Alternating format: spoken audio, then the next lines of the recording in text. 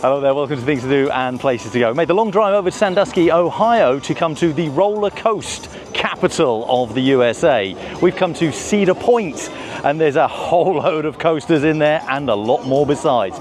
Let's go in and see what they've got.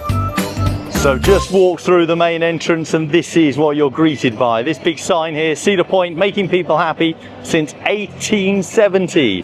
That was when this park first opened, basically as somewhere that you could come and spend time at the beach. And it just kept growing and growing and growing ever since. First off, you've got all your rentals and your guest services just there. Over to the right hand side here, we've got the pirate ship. That's probably the first of the bigger rides that you can see here. We do have the carousel right in the center there, which is always a big favorite at a amusement park. Continue our walk down the Main Street area. I'm calling it Main Street. I don't think it has a name. The Boardwalk area, but there actually is an area here called the Boardwalk. We'll head over there in a little while. But this is where you come to the cable cars. They don't seem to be running at the moment. Sometimes see them going just across there. Now they don't cover the whole park. They only sort of this first part of the park the cable cars go to. Raptor is one of the first coasters you'll see. It's just about to come down. There it is. Into that first loop. Over the shoulder restraints, always a little bit headbangy. That's the first one you see. Over on the other side is where you'll find your Midway games. There's a big selection of those just over there. This whole area that you can see, the blue building, that used to be a Johnny Rockets years ago, but you don't get Johnny Rockets in the parks anymore. They've all sort of gone, and that's now another big sort of amusement tickets machines all in there. So arcade, and there's even a mirror maze too. This is Blue Streak. You'll find that just after Raptor. Blue Streak is the first roller coaster that was built here at Cedar Point, and it's still going to this day. 1964 was when it was built. Still going, as I said. However, it has got a little bit rough over the years, and on this trip I sort of rode it just the other day and found it just a little bit achy. So much so, I don't even think I want to go on it again because it was so rough. But it is a legacy coaster as it was the first. Right next door to Blue Streak, you've got Valraven. Valraven, a dive coaster. You can see very tall up there, one of the B&M dive coasters. Big drop on that. It's all tied into the main part of the park as well. Very nice coaster, nice and smooth to ride as well. A lot of fun. It's just about to come around the top. What happens is they stop, they just suspend. See the car will hold for about 3 seconds, and off it goes.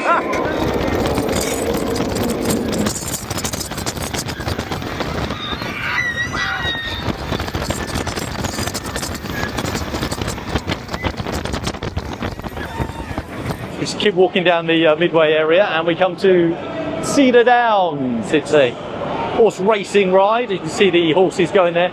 What they do, they move backward and forward, so you never quite know which horse is going to win. A little bit faster than some of them. Very similar to one that is in Blackpool Pleasure Beach.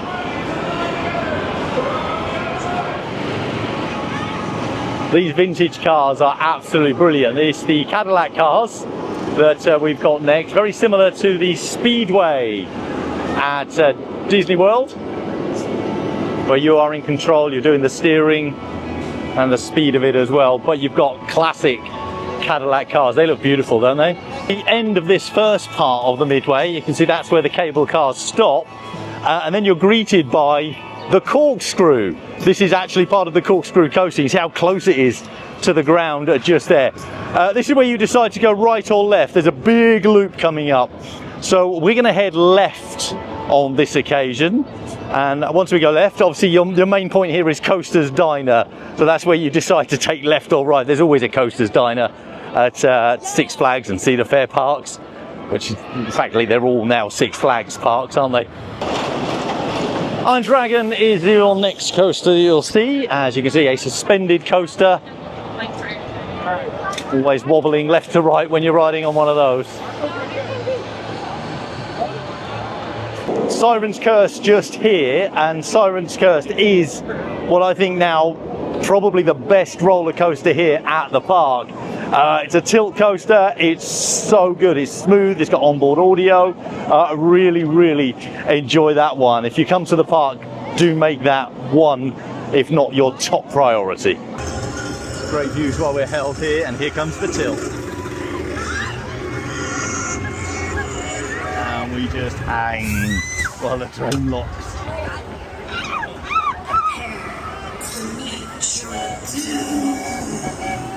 Ah!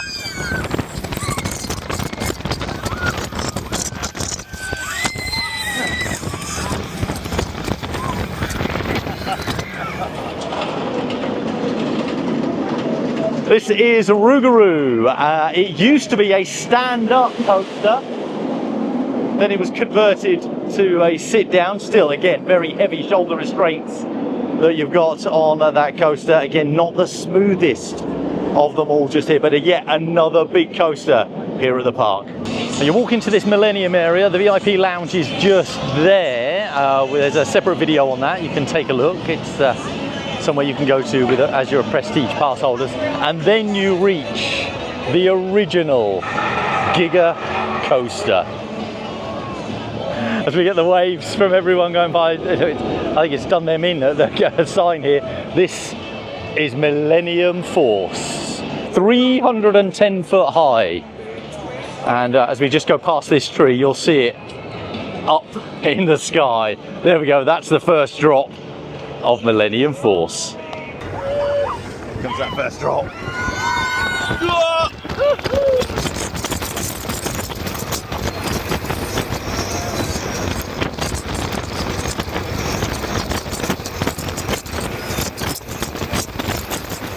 Panda Express just here, one of the, well, if not the only chain still running at this particular park. A photo shop, and you've got the saloon just here. Every night they have rock bands playing. There are refill stations all around the park, so if you do get the drinks pass, then you don't have to worry, you will always be able to get a drink. Now we're walking into the Frontier Trail area. Got a little map of the area just here. Log Cabin Settlement, the candy shop, Whistle Stop Grist Mill, Fort Sandusky is just here, and in my opinion the best themed area of the park. Now it isn't what you'd call a theme park, it is an amusement park. This is a little added on extra. You can do trail rides just here. It's a very shady area. It's sort of very much like Ghost Town at Knott's Berry Farm, so it's probably why I like it the most. Cabins here originally dating back to about 1850. Leather goods shop. Again, look at this theming is excellent. Wooden roses. Then you've got some jewellery. You can do your, you could pan for gemstones. You go inside, you get the bag, and then you take it to the area just here. You tip it out, and then you start panning for the gemstones just there. We've got the jail just here. I don't think the sheriff is in. And this is the Fort Sandusky area. Really nice big cannon just on the side there. Again, lots of history involved in this park. Also in this area, we've got the barnyard. Now the barnyard open from noon until 6 p.m. Lots of farm animals in here. We've got llamas. I'm not sure if, I don't know if you can make this out. I'm going to get a little bit closer so you can see this. Now I think they're llamas, or are they alpacas? I don't know the difference. But just up there, it says roadkill buffet. I'm not sure about that. Over here, we've got camels. There are two of camels just here. The other one just over here. Hello, yes, yeah, just poked his head over there, over the fence to see us. Hello. Look at that. It's posing away. Oh. Well, he's loving that, look. Hello. I bet they get stroked so many times a day. There we go. A cow just here. Hello.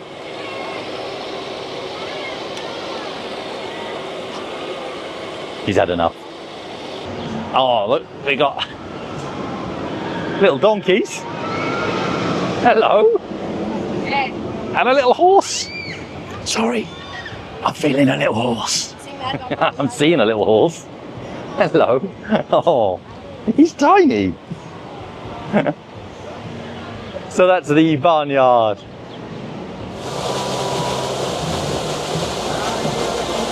Just as you reach the end of Frontier Trail, just past the animals, you reach the only water ride at the park now.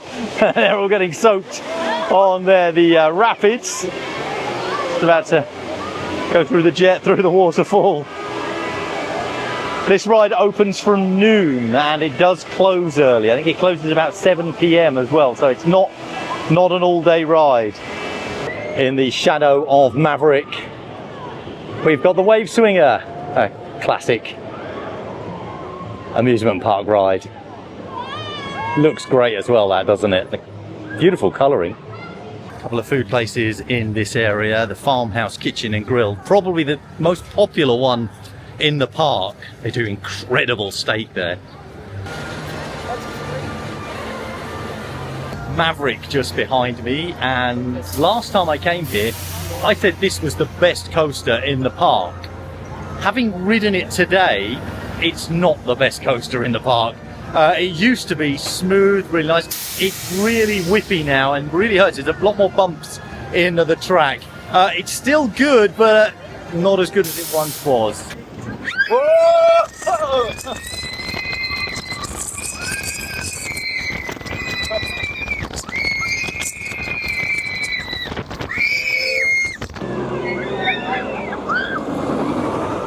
So you come away from Maverick, we're at the top end of the park, and then you turn to your right and you are greeted by a menagerie of wood and metal that is Steel Vengeance. So you cross the train track and come to Steel Vengeance. You're greeted by the sign. Main entrance and fast lane just there, exits just at the far end. That's all there is. This, as I say, this is the end of the park. An absolutely huge roller coaster, and regarded by many as one of, if not the best in the world.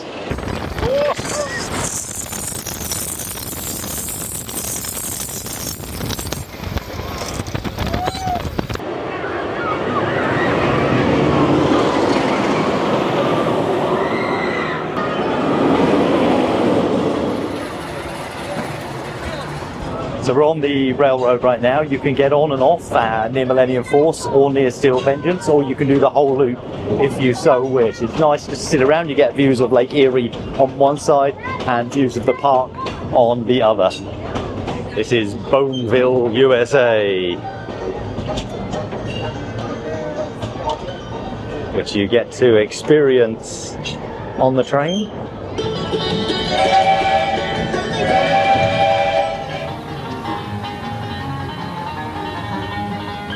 Next up, you've got the Town Hall Museum. It's actually not a museum. And then you've got the giant swings, which are always great fun. Great views from there. More bathrooms. And then the mine train, which you'll get to just by walking up here. So that, you know, you've got a lot in this what I call the top end of the park. You know, your two big rides, Maverick and Steel Vengeance.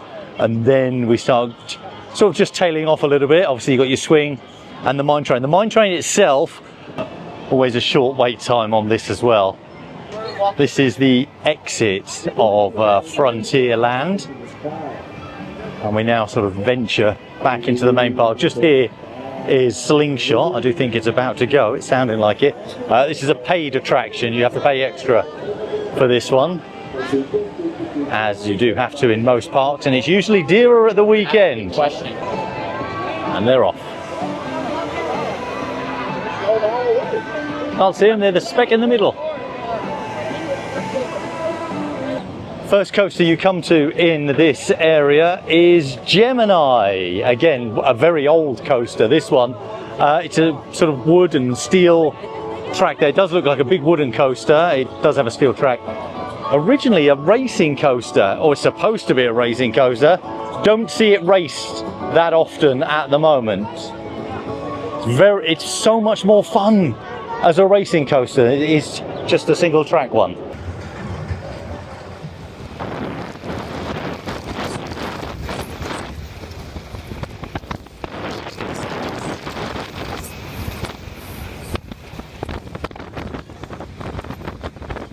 This is where the other train would be beside you and you'd be battling out over who is in first place.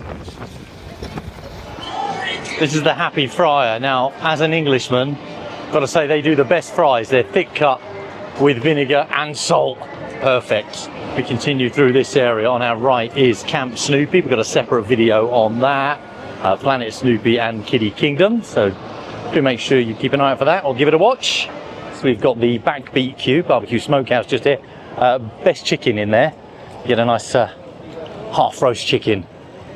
And then just down there you've got the fast lane entrance, and you can see the track just going over the pathway there. That's for Magnum XL 200, the first 200-foot coaster. Now this coaster, obviously of its time, the first 200-footer was something quite spectacular. However, it's now incredibly rough to ride. You've got to pick the right seat, make sure you don't have a wheel seat. And there's the main entrance there, otherwise you have got thighs with bruises for days.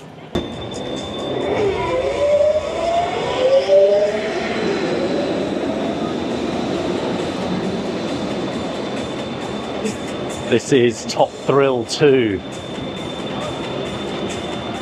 One of the signature coasters here at Cedar Point. Goes up the top hat. There's a second launch to send it up the spike.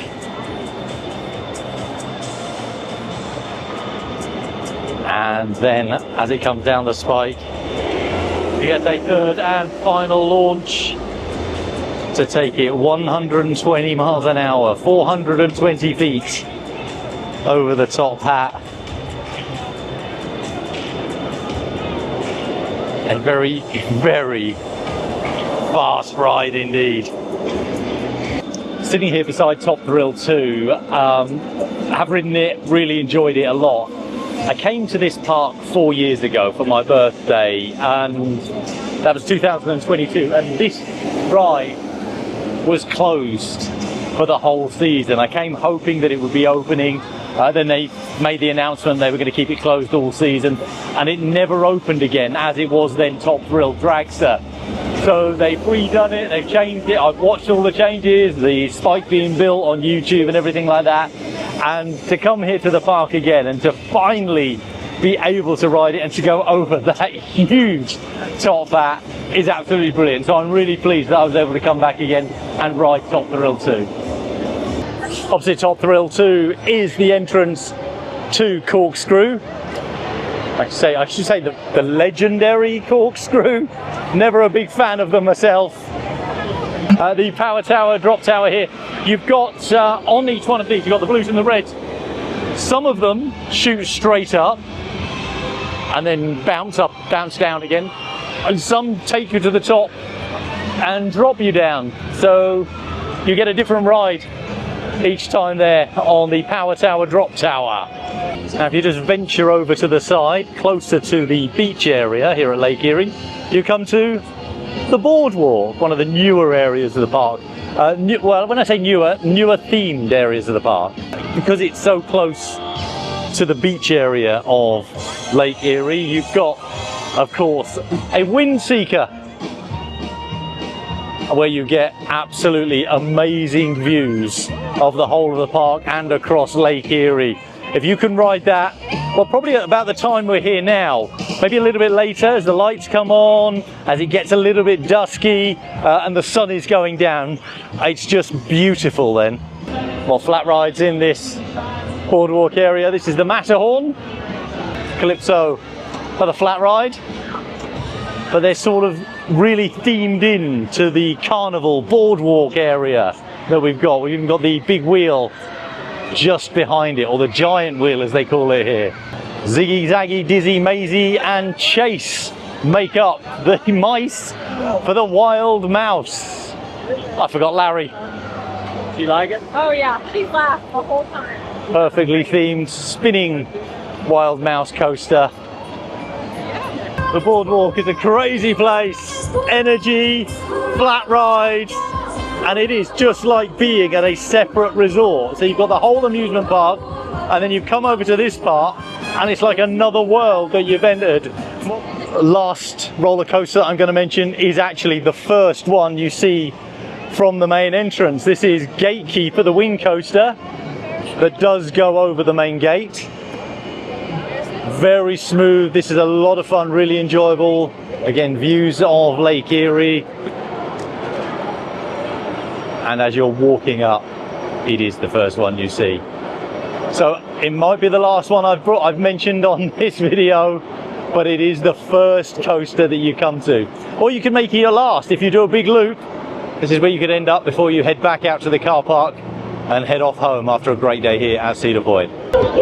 In this boardwalk area, even more Midway games that you can see here. Absolutely loads of them, all these skill games. I've seen many of these SpongeBob bananas heading out of the park. We thought we'd take a look at some of the merchandise available here at Cedar Point. There's some bucket hats celebrating the boardwalk nights. Cedar Point cups as well. The Cedar Point seagull is very popular at the moment. They've cottoned onto that. There are a lot of seagulls in the area. Peanuts characters, you can get all of those, hats, plushies, t-shirts, big selection. So the merchandise constantly changing. It's the vintage collection with hotel breakers, t-shirt, shorts. This bag's really nice. I like this. Great colours again on that. Very much the lounge fly style. Now these shirts, this is the Top Thrill 2 shirt. Very subtle, a little bit of branding just on the pocket.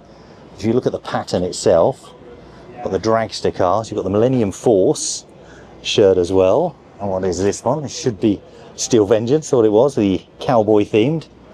And then just a Cedar Point one, so you can pretend that you work here. Well, it's getting dark and we've come to the end of our day here at Cedar Point, and it's been absolutely incredible.